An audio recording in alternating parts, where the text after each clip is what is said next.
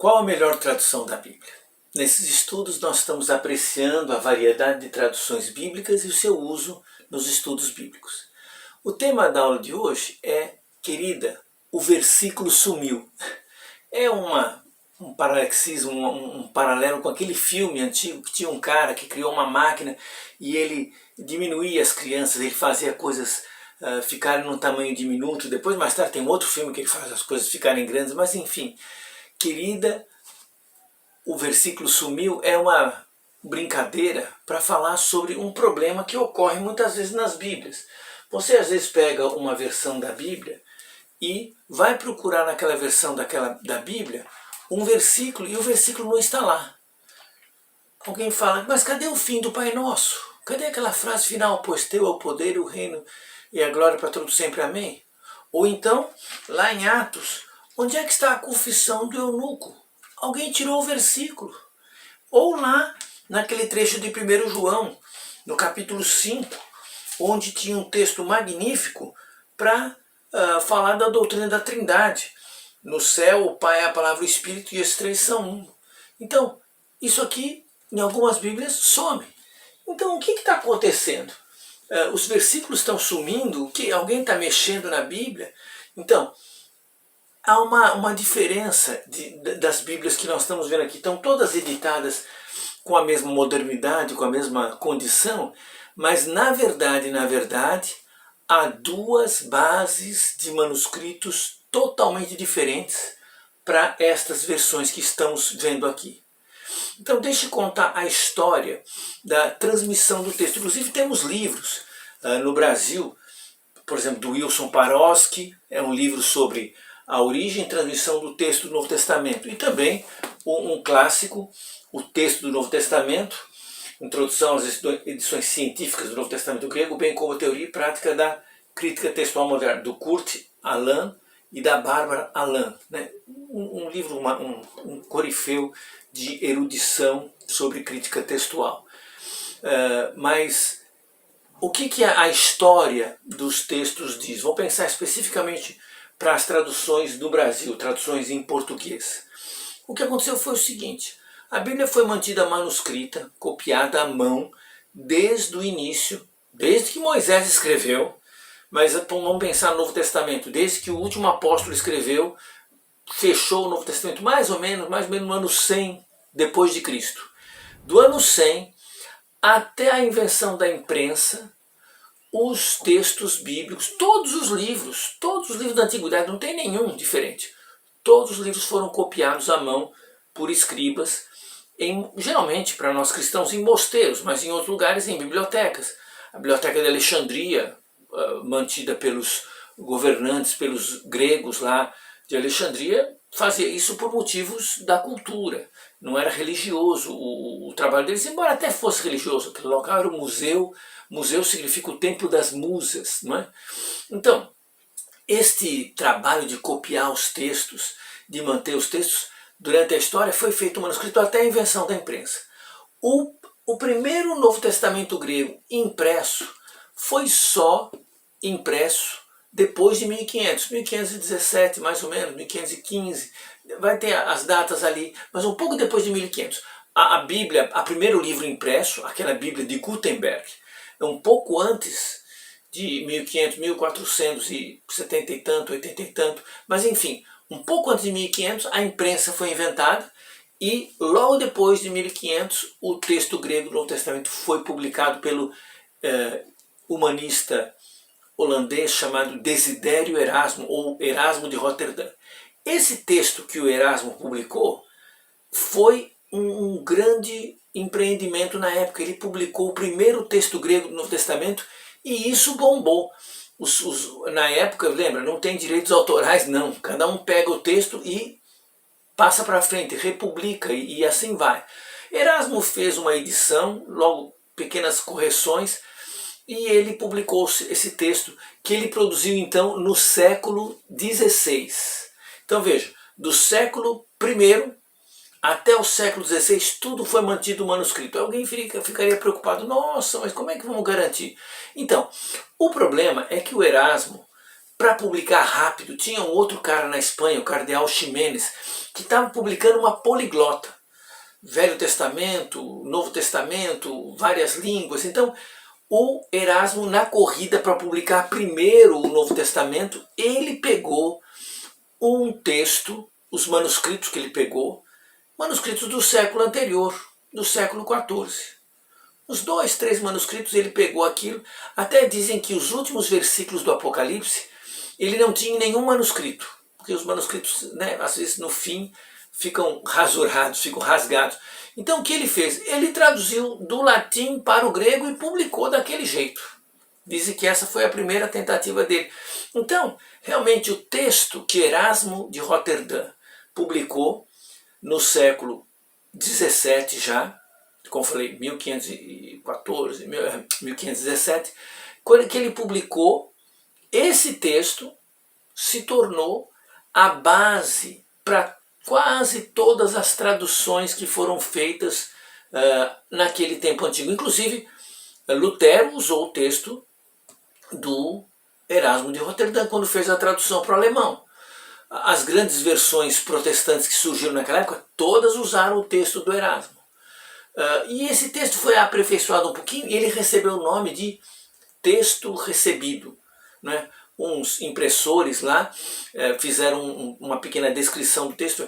Esse foi o texto recebido, sem rasuras, sem alteração, que nós queremos ser o texto do Novo Testamento. Então, essa expressão em latim, textus receptus, traduzido em português, texto recebido, se tornou a base de muitas traduções. Então, o Almeida, João Ferreira de Almeida, quando traduziu já no século XVII para o século XVIII, já fez as traduções dele no fim, a tradução do João Ferreira de Almeida, ela foi usando o texto do Erasmo, o texto recebido. Então, no português nós conhecemos, mas todas as traduções antigas, King James, o alemão, as francesas, as espanholas, todas as traduções primitivas, antigas, na época da Reforma Protestante, usaram esse texto recebido.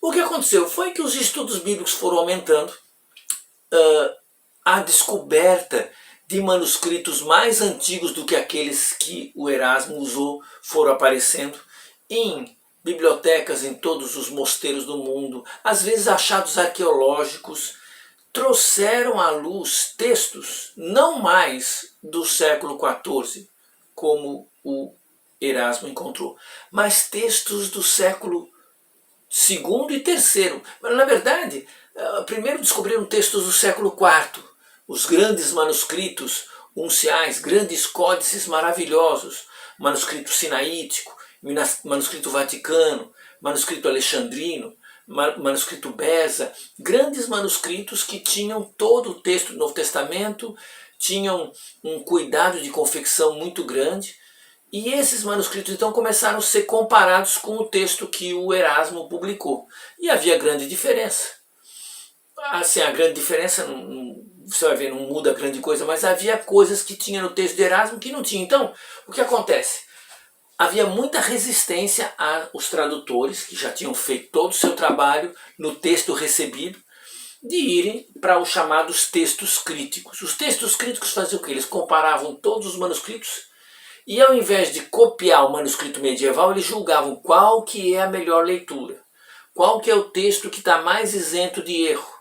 E a crítica textual é um estudo que avalia, faz um estudo das possibilidades de erro comparando os manuscritos. E veja, os manuscritos são comparados não por número, porque é lógico que você tem, em termos de número, nós temos uma infinidade de manuscritos medievais, você tem milhares deles, mas uma meia dúzia de manuscritos mais antigos, de papiros antigos, tem muito mais peso. Por quê? Porque é como num telefone sem fio, né?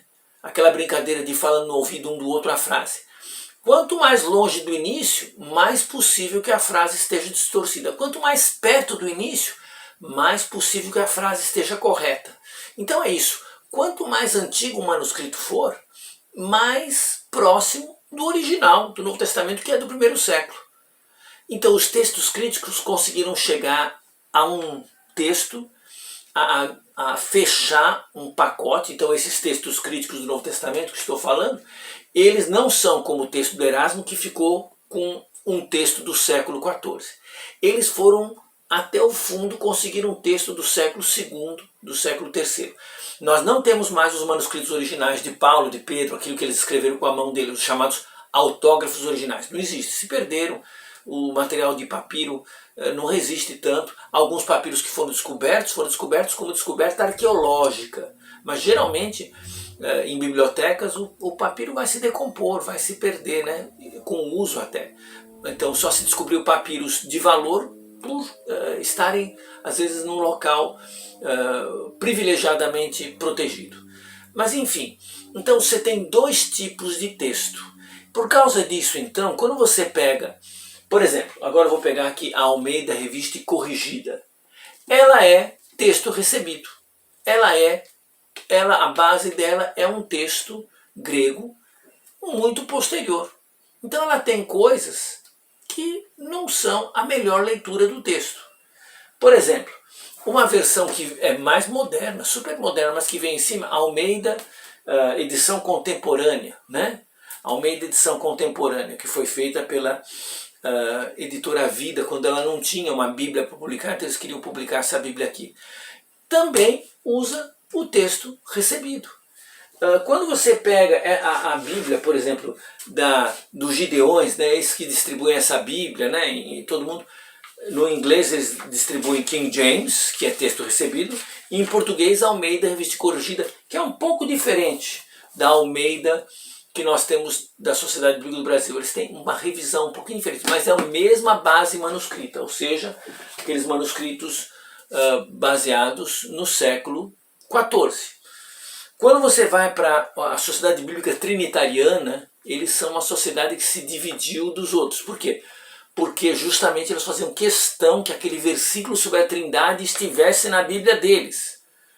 Mas as edições críticas estavam tirando o versículo. Então, você vê que cada Bíblia aqui tem um perfil. Então, das Bíblias mais modernas, essas todas que estão aqui, nenhuma delas usa mais o texto recebido do Erasmo de Roterdã. Todas elas usam textos críticos, algumas um texto mais moderno. Aqui tem uma King James, uma Bíblia King James, essa não, King James Fiel. Essa usa o quê? O texto recebido. Ela fica, vamos dizer, numa base manuscrita muito parecida com Almeida, Revista e Corrigida. Então, é por isso então que você tem Almeida Revista Atualizada, a nova Almeida atualizada, você tem Bíblia Linguagem de Hoje, NVT, Nova Bíblia Vida, quase todas as Bíblias modernas, tradução ecumênica, tradução brasileira, Bíblia de Jerusalém, a Bíblia da CNBB, as pastorais, todas as edições mais modernas vão para textos críticos. O texto crítico faz o quê? Ele vai a fundo na busca dos manuscritos mais antigos e traz o texto lá. Então só vou ilustrar para você aqui três casos. Então, o primeiro caso que eu citei era do Pai Nosso, não é? Agora, Almeida, essa Almeida aqui, como ela é uma versão tradicional, o que ela faz? Ela não tira o versículo. Ela normalmente põe entre parênteses, entre colchetes, na verdade, para indicar. Isso aqui não está no original. Então, quando eu leio Almeida, essa Almeida, nova Almeida atualizada, chega no fim do Pai Nosso, tem: pois teu é o reino, o poder e a glória para sempre. Amém. Então, é um acréscimo. Isso aqui não é original? Não, isso foi baseado num texto uma oração do livro de Crônicas, que entrou aqui, porque como essas orações, a oração do Pai Nosso era feita em público, havia um fecho, terminar, livra-nos do mal, ponto, é muito abrupto. Então, a igreja fez uma elaboração. Mas, por exemplo, esse acréscimo aqui é muito... Não tem nenhum manuscrito, só tem um manuscrito do século IV, V que é dado a fazer acréscimos, que colocou. A linguagem, inclusive, tem nos manuscritos antigos, tem 3 diferentes finais para essa oração aqui. E uma delas parece que é obra do João Crisóstomo, que é do século V. Então você vê que quando alguma Bíblia, talvez uma Bíblia mais moderna, como por exemplo, a Bíblia na linguagem de hoje, quando a gente chegar aqui em Mateus 6, não é? ele vai provavelmente fazer a mesma coisa. Lá no fim da oração, ele vai pôr entre colchetes: pois teu reino, poder e a glória para sempre a mim. Agora, tem versões muito radicais, como a dos Testemunhos de Jeová, que eles tiram fora. Eles não põem mesmo, eles tiram fora. Mas, de novo, as versões estão atendendo a uma situação verdadeira, ou seja, esses versículos não fazem parte do original. Então não tem por que constar na Bíblia, uma vez que é só uma coisa litúrgica, uma coisa que veio com o costume do culto da igreja de terminar essas orações, essa oração com um modo mais, vamos dizer, retoricamente bonito, né? Mas, por exemplo, a Bíblia de Jerusalém, que é uma Bíblia muito erudita, católica, moderna, termina com a oração: livra-nos do maligno, ponto. E não tem mais nada, não tem colchete, não tem nada. Então aqui alguém lê: o versículo sumiu, eles tiraram. Não, eles não tiraram nada. Na verdade, quem acrescentou foi o texto recebido. E a Bíblia, o texto deles é perfeito. Também acontece o mesmo caso lá em Atos, eu vou pegar até a Bíblia de Jerusalém, lá em Atos capítulo 8, quando a gente faz aquela leitura a conversão do eunuco etíope, lembra? Atos 8. Chega um momento em que eles estão, diz assim: prosseguindo pelo caminho, eu estou lendo o versículo 36 de Atos 8. Chegaram onde havia água. Disse o eunuco: eis aqui água, que impede que seja batizado? Aí pula para o versículo 38. E mandou parar a carruagem, ambos desceram a água, e Filipe, o eunuco, e Filipe o batizou. Olha só, sumiu aqui o versículo 37. Aí ele põe na nota do rodapé, sempre põe na nota do rodapé, ele vai explicar, lógico. Mas o versículo sumiu nessa Bíblia. Não sumiu, gente, ele nunca esteve lá. Esse versículo, de novo, é uma confissão batismal que entrou no texto. Lembra, o texto antigo era manuscrito? Alguém escreve na margem, é letra de mão, o texto e a margem. O próximo copista pega aquilo e põe para dentro do texto. Muito comum isso acontecer. A gente tem essa história acontecendo muitas vezes no texto bíblico. Então, a confissão do etíope estava nas versões como linguagem de hoje, ou mesmo com a NAA, ele vai ficar entre colchetes. Mas as versões que estão decididas, corajosas, simplesmente tiram o versículo. Ele não é Bíblia. Não tem nada de errado nesse versículo. Veja, no fim da oração do Pai Nosso eu falei, a linguagem é a mesma que está lá em Crônicas. A linguagem da confissão do eunuco é uma linguagem perfeitamente bíblica. Confessar que Jesus é o Cristo. Não tem problema nenhum. Mas o problema é que esse versículo não é um versículo original. Agora, o texto mais complicado justamente está em 1 João, no capítulo 5, o chamado parêntese joanino, né? Que no capítulo 5, lá no versículo 8, na verdade 7 diz assim: porque são três que testemunham, o Espírito, a água e o sangue, e os três tendem ao mesmo fim. Então veja, essa tradução vai totalmente esquecer o que, por exemplo, a Bíblia aqui, o Novo Testamento Trinitariano, coloca. Ele vai dizer aqui: porque são três que testificam no céu, o Pai, a Palavra e o Espírito Santo, e esses três são um. E são três que testificam na terra, o Espírito, a água e o sangue. E esses três concordam num. Então veja, essa tradução da Bíblia Trinitariana, as versões corrigidas estão usando essa frase que, de 1 João capítulo 5, que na verdade nem Erasmo de Roterdã colocou na primeira edição dele do Novo Testamento. Ele recusou a pôr porque ele não achou. Aí ele fez a promessa: se alguém me mostrar um manuscrito grego que tem, eu coloco. Aí produziram um manuscrito grego e trouxeram para ele. Como é que ele ia dizer que foi feito agora? Né? Então, os manuscritos que têm esse texto, realmente em latim, são lá do século IV, V, mas, por exemplo, em toda a controvérsia sobre a Trindade que houve no Concílio de Nicéia e anos posteriores, ficou por uns 200 anos discutindo essa questão, esse versículo não é citado nenhuma vez. Como é que pode um assunto que fala claramente do Pai, da Palavra e do Espírito, uma clara declaração da Trindade, e os três são um, são três e são um, é a questão da Trindade. Como é que um texto desse nunca foi citado nos debates? Como? Como explicar isso? É que o texto não existia ainda. O texto foi criado depois e foi colocado no texto. Então, o que nós temos? Nós temos duas bases textuais. Bíblias baseadas no texto recebido. Então, essas Bíblias, como eu falei, um conjunto de muitas Bíblias que eu diria, na minha opinião, atrasadas textualmente. Agora, as Bíblias modernas usam edições críticas. Ah, crítico, pensamento humano, humanismo. Não, gente. É trabalho científico. É trabalho de ir atrás. Então, agora e essas divergências? Vamos fazer um problema? Primeiro, as divergências não alteram nenhuma doutrina bíblica. Mesmo que essa aqui tenha aquela doutrina da Trindade tão fortemente anunciada, a doutrina da Trindade é afirmada em outros termos. Embora a palavra Trindade não apareça na Bíblia, a ideia está lá. Então, essa divergência dos textos, chamado texto recebido, um texto medieval do século XIV, para os textos críticos que conseguem chegar até o século III ou II, a diferença não muda nenhuma doutrina. Nenhuma igreja diferente vai surgir por diferença de manuscrito bíblico. Segunda coisa, as divergências mostram a honestidade da nossa pesquisa bíblica. Gente, os estudiosos da Bíblia não são obscurantistas, não estão escondendo as coisas, destruindo as provas das dificuldades. Pelo contrário, cada vez que se descobre alguma coisa, se promove aquilo para que aquilo fique bem sabido. Olha, tem essa divergência, a solução é essa. Inclusive em português nós temos um comentário das variantes textuais do Novo Testamento.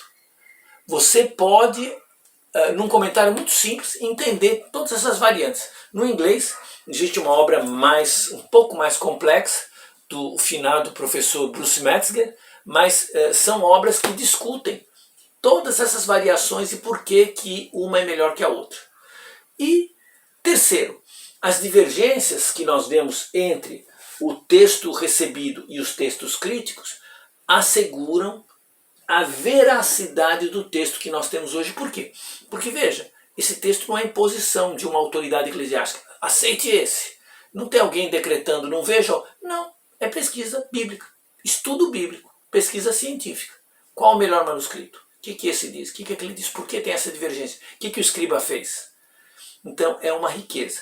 E em quarto lugar, as divergências ensinam sobre a necessidade de ser cuidadoso. Os homens que transmitiram a Bíblia fizeram muito bem. A Bíblia é o livro melhor transmitido da Antiguidade. Não tem livro com tantos manuscritos, com tanta riqueza de evidência.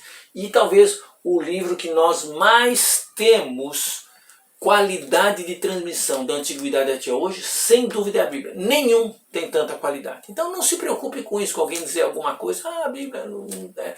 Esse livro aqui é o melhor transmitido de toda a história dos livros da Antiguidade. Mas, de novo, as divergências ensinam sobre a necessidade de a gente ser muito cuidadoso com o uso da Bíblia. Ok? Vamos continuar estudando, a gente volta a falar sobre esse assunto no próximo vídeo, que vão aprofundar muito mais a questão dos manuscritos. Fique com Deus, até mais.